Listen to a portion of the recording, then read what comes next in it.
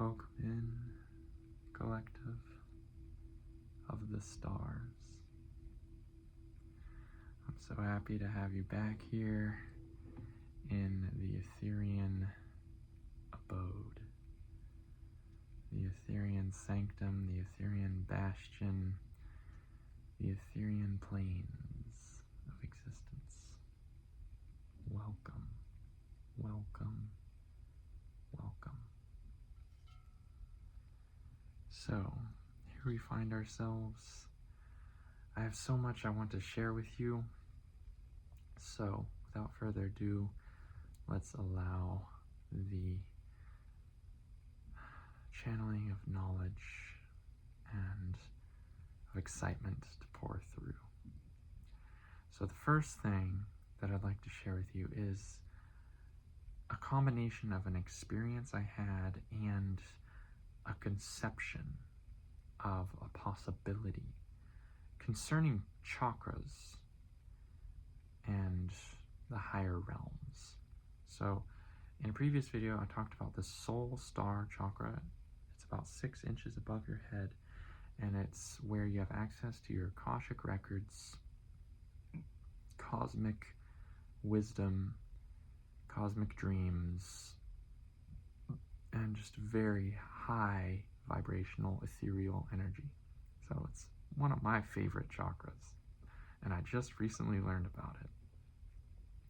So I did a sort of astral travel, and I was doing my best to connect to this chakra, and when I was doing so, what occurred, or what I sort of found myself falling into or fell upon, came across, was this idea and this feeling of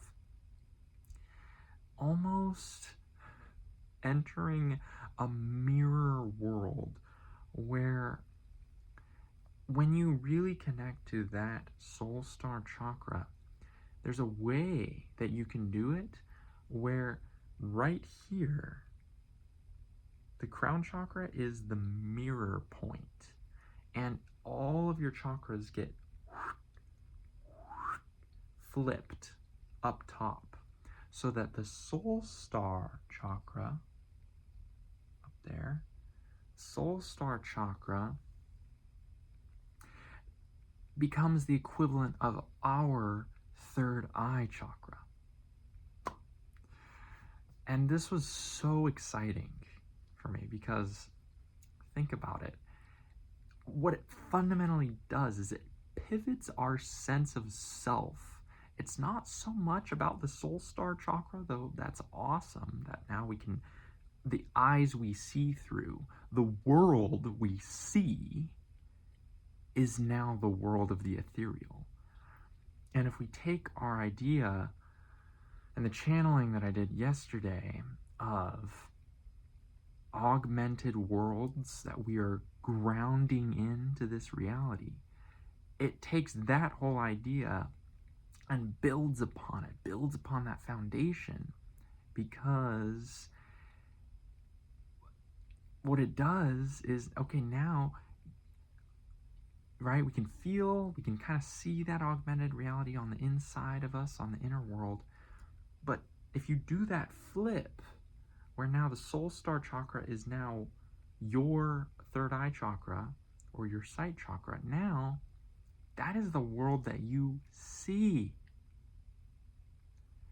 You see your augmented world. It is your reality. That is the manifestation.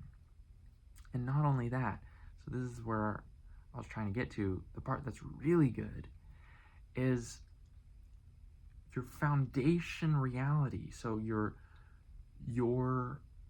root chakra has fundamentally done the biggest journey. It's gone from way down at the bottom of your spine. It's still at the bottom of your spine, but now you're upside down, according to us. But you would be right side up, according to you, if you know what I mean. But now your root chakra has made the biggest swivel. And the chakra that it's at is leagues above any chakra that we are prevalently aware of. Can you imagine the chakras that go up that way? The chakra frequency just keeps on going higher and higher. So just imagine how high the frequency of the chakras are up in those realms. If the 8th chakra for us is the soul star chakra, that would mean that the chakra that would become our root chakra would be the, let's see, if this is 8, and that's the ajna, meaning the 6th. The 9th would be our throat chakra. 10th would be our heart chakra. 11th would be our solar plexus or 3rd chakra. 12th would be our sacral chakra. And 13th would be our root chakra. So now 13 chakras. And that's, 13 minus 7, which is, I can do math, that's 6, right? So 6 chakras above the crown chakra. That's where your root chakra would be. Such a fundamental pivot. But if you're pivoting off of the crown chakra, if you're pivoting off that, so the crown chakra maintains being the crown chakra, that doesn't change. What changes is every other chakra. You do a mirror image of yourself, flip. If you're at all familiar with algebra, high school algebra, where you do transformation of functions, that's exactly what we'd be doing, but with our souls, mathematically. We're doing a vertical flip, a flip about the x-axis, but the x-axis is now the crown chakra.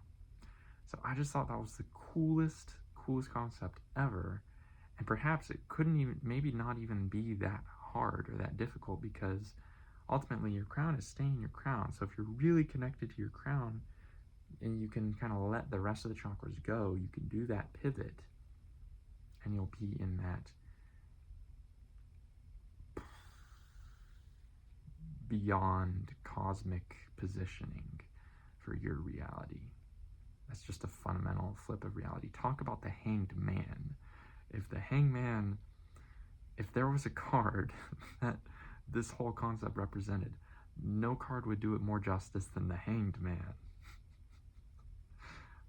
Flip your understanding, flip your mode of perception completely on its head, literally and figuratively, in all the ways. So I had to share that with you. So thank you for listening. And I'm sure there's more that wants to come out, but I feel like you're due for some cards for a reading, so I will give you that. So let's do that reading. So locking in, taking a deep breath in, calling in your spirit guides, the Most High. Only light and love are allowed in this space. May the Ascended Masters be present for this reading so that we may activate ourselves to the highest degree of our potential and enter our birthright into the highest timeline and ultimate union with our highest selves. Thank you. All right. So let's see what the cards have in store for you today. What is your energy? What is going on with you? Let us see.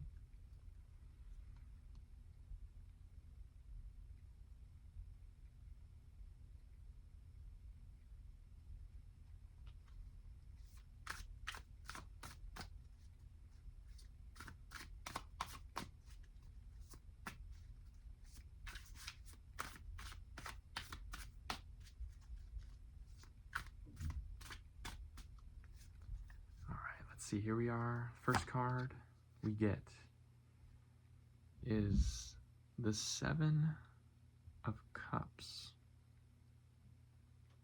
How interesting.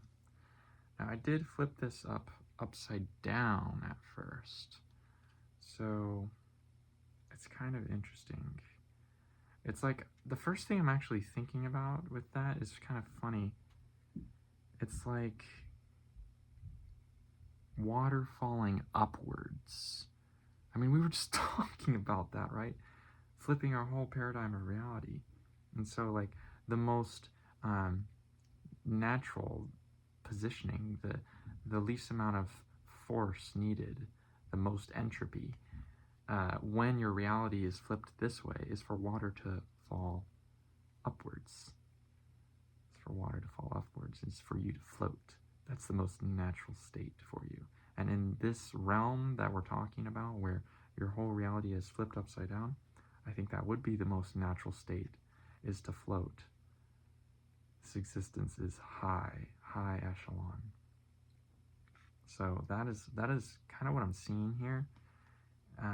That's the first thing that I saw. It's just what popped into my field of awareness. We can see it's lush, right? Super lush and green. The vegetation here is abundant, that is for sure. And tranquil as well, right? But it's upside down. So it's like tranquil in this world, in the upside down world. It's I almost want to call it something like the transverse world. I hope that word makes sense, because I feel like upside down, we have too many connotations with that words, but transverse world, that leaves it more open for me, I feel like. So in the transverse world,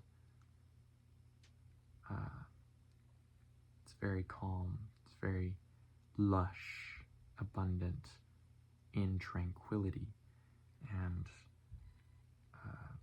reality will feel like floating. And that's what I'm getting. That is what I'm getting from that card. Not the typical way that that card would be read. If we were to read it the typical way, we would think, you have options, right? Because this is the Seven of Cups. So the Seven of Cups usually represents choices, options. So you could be feeling like you have a lot of choices right now. That's totally understandable. And I think that deep down, your soul knows ultimately where it's going. So I think as long as you trust the soul, you'll be smooth sailing. That's how I see it. So I like to interpret it more like this transverse world. I like that. Okay, let's get the next card here. Ooh, look at this planet. But we got the Two of Pentacles. So I see this as like, oh my God, where are you putting your riches? Are you putting your riches in the higher realms, or are you putting them in the lower realms? Are you putting them above the stars or below the stars? Those are kind of like your two options, and both are abundant for you, because we can see both coins are just as prominent and are equal in value to each other. So, right, and we have all these stars in between.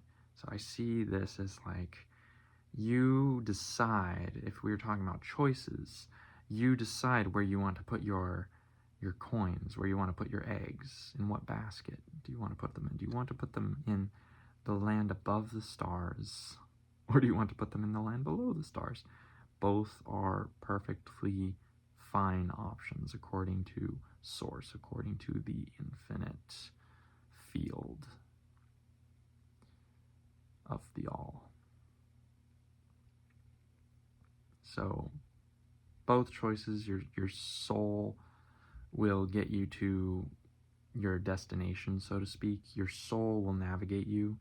Truly, the destination is unending. We're always dancing. We're always moving, transitioning, evolving through,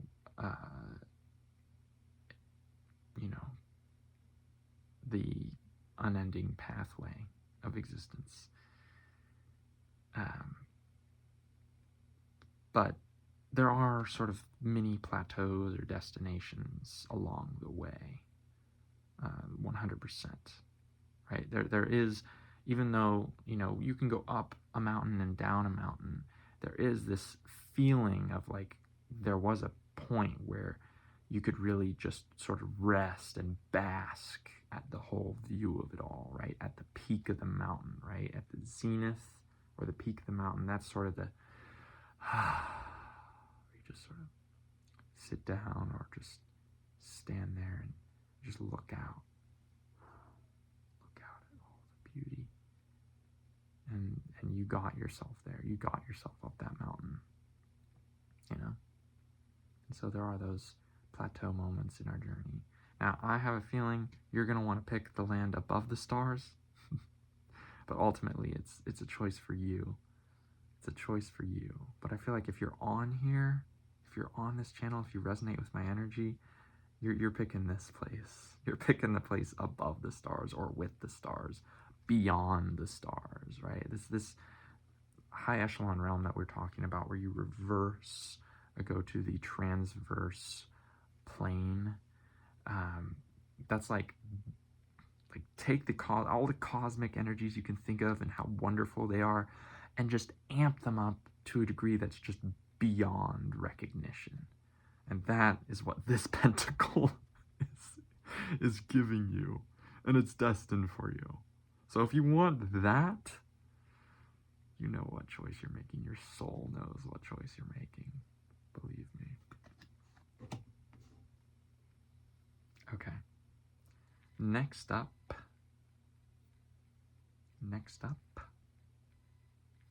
Also, okay, I just have to say one more thing. Even if you choose this realm, look, if you reverse it, it's practically the same thing. Now it's the over realm. So maybe it doesn't matter what choice you make. Or maybe it does. I don't know. But I know that your soul knows the choice. So all you have to do is trust your soul. Okay. Next, we have the aquatic labyrinth. Yes. Yes, I feel this. This is now we're getting into the more labyrinthian section of the reading. This place, I don't know about you all, the collective,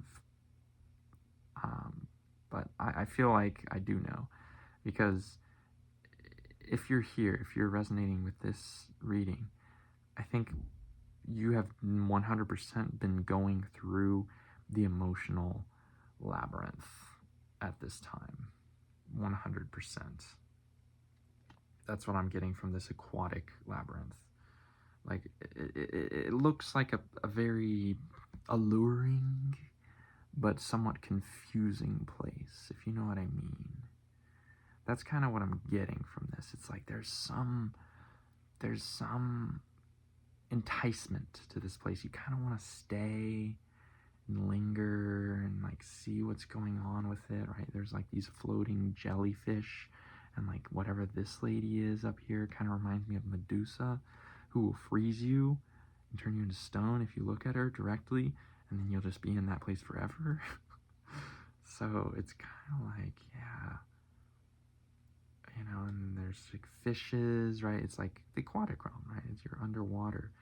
But it's like that submersed feeling, like you're in these depths, and like in those depths there is a breadth of new or uncharted energies that you're carving pathways through. So in one way, it feels like reality opens up in certain dimensions, but in another way, I feel like there's like this sort of covering over your entire reality where you can't really see above the surface of the water, which is like maybe this feeling of becoming entranced in sort of the local place that you find yourself in the local environment. Kind of puts an enchantment on you, and you feel enchanted in this subterranean aquatic realm.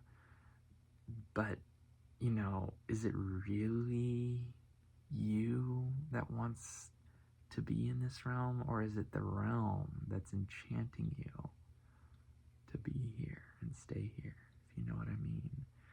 So if you can make your way back, either through the doorway, if that's the right way, or just somehow make your way to submerging back above the surface, I feel like things will become clearer, your perceptions will become clearer, and it'll feel like coming out of this foggy haze, you know, like this, wow, I can't believe I was down there for so long, or I can't believe I was thinking I wanted to be down there for so long, or I can't believe I stayed there for so long, kind of got lost down there. And you know, and like I also, yeah, and I feel like it's like this,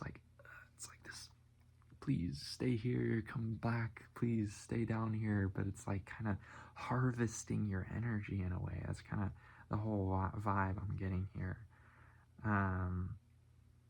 So is it really good for you? Is it really what you want, or is it kind of a bit of a trick? Is it a bit of a subterfuge in a way? You know, is it really leading you to your highest timeline, your highest destiny, or is it, you know, pulling you down undercover, under the layers, so that your destiny kind of becomes hidden even to your own self? So if you're resonating with this reading, I think you've most likely been through that recently, and I feel like you're making it finally out on the other side. You have come back to the surface, and you are breathing in the fresh air again. So welcome back. Glad to have you back on your golden road, or violet road, to the most high dimensionalities of yourself. Okay. Next card here. I think we'll end on this one. Well, we may do one unseen card, because I like to do those unseen cards. Okay, so final energy. Final energy is, sorry, I just got a notification. Final energy is the Sphinx. The Sphinx, the Sphinx, the Sphinx, the Sphinx. So, yeah, the Sphinx. What is the Sphinx? It's like a human combined with a lion, combined with a leopard, or a tiger. That seems to be what it is. And I think it's interesting that it's a woman. It's a feminine energy. I meant to cover that. Yeah, I think that's interesting.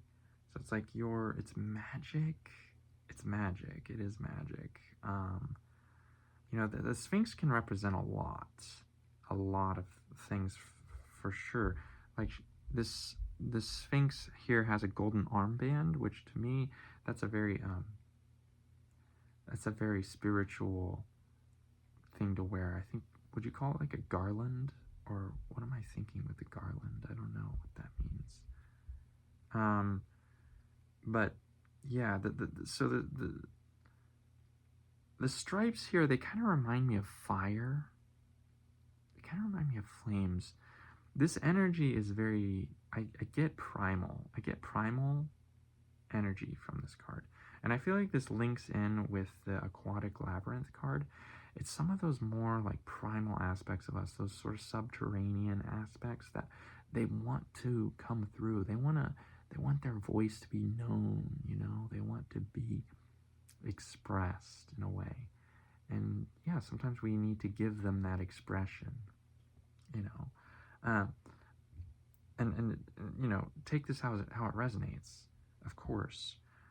But I'm guessing that if you're here and you're resonating so far with this reading, that this isn't the energy you ultimately want to end up in. Maybe this energy has been confusing for you for a lot of your life because you see it so prominently around you. It's got this enchanting pull to it, right? Being primal in whatever way that looks for you. That can look a lot of different ways, but indulging in your lower senses, you know, and things that feel good temporarily, but ultimately maybe not ultimately good for you or your spirit. These kinds of things, be they food, you know, consumables, or people, or energies, environments, pastimes, anything like that. So what I feel like you have tested these energies and you've really tried to fit in these energies, but it just hasn't hasn't been your ultimate satisfaction. You haven't found that because your soul is from a much higher dimension, much higher plane of existence. You feel that call ultimately deeper than any other call, including all the more human primal calls that you get within you or from without you, from your environment. But the deepest call within you is that spiritual call to return back to those higher planes of existence that you feel within you. You almost remember them as being like this timeless zone that you used to abide in and have somehow forgotten. There's this whole veil that's been pulled over your eyes. It's almost like this whole world, this 3D existence, feels like the veil that's been pulled over your eyes. And yeah, I think that is what I see here, is that this is sort of the choice that you've been having to make, is, do I lean in more to this primal energy, which I've never felt like I've really fit in with, or do I answer my soul's call and work on my ascension process to bring back my true home into my conscious awareness, into this reality, augmented reality, bring it back in. And that's what you're doing. That's what you're doing. You've made the choice. You've made the choice. Your soul has made the choice. It knows what to do. It knows what to do. Yes. I feel almost like I don't want to push the choice on you. You know, I don't want to say like, yeah, you made the choice, when you're like, well, I don't know if I've made the choice. And that's fine. You know, if that's your feeling that you don't know if you've made the choice, that is 100% fine and authentic. And in fact, sometimes I feel as though maybe I lean a little too hard in wanting to make that choice of pure ascension, and I don't give my human form or this 3D material experience enough credit or enough balance in my attentiveness to it. Because of course that is also, it's a part of us. We're here, you know, it's an energy that we need to work with and balance and respect. There's a lot of knowledge in the earthen energies, just as much as there is in the ethereal, astral, and beyond energies. Equal depth of wisdom, of feeling, of worlds within worlds in both places. And of course everything in between, right? So finding that balance is the key. And that balance will be different for each of you. No one way is going to work for everyone. So this is currently evolving, I like to lay out the extremes because then you can really see the full spectrum, both sides of it, to their greatest extent, but you ultimately, you find your niche, your middle way, your unique path forward. That is your destiny that you decide. Not me, not your parents or your brother or anyone. You decide. That is your divine right. So. All right, unseen energy. What is the unseen energy that wishes to make itself known? It is. Ooh, ooh, ooh. Yes, indeed. Look, these are dragons. Dragons on here. We got 9 pentacles here. 9. So you are on your way. Look at this book with cosmic knowledge inside it. There's planets in here with Saturnian rings.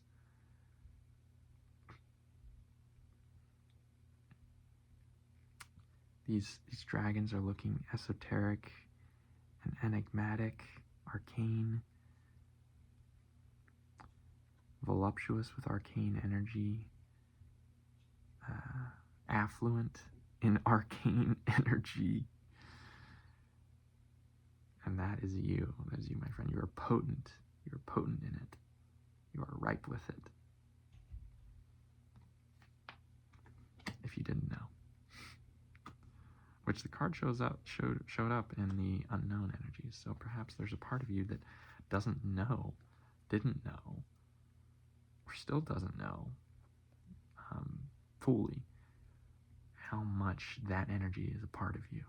Yes, it's a part of you. It is a part of you. That card was confirmation. It is more than just a part of you. It is so full within you. So full. So thank you so much for being here. I appreciate you. I love you. And sending cosmic blessings your way. Taking a moment to thank the masters. Thank you, divine masters. Thank you, magical spirits that have accompanied us during this reading, during this energy exchange of the Most High. Thank you for your guidance of these souls, this collective, into their highest truths. May they continue to walk their most auspicious path forward into ever more themselves of the highest order. Om. So thank you. Thank you so much. Peace, love, wisdom.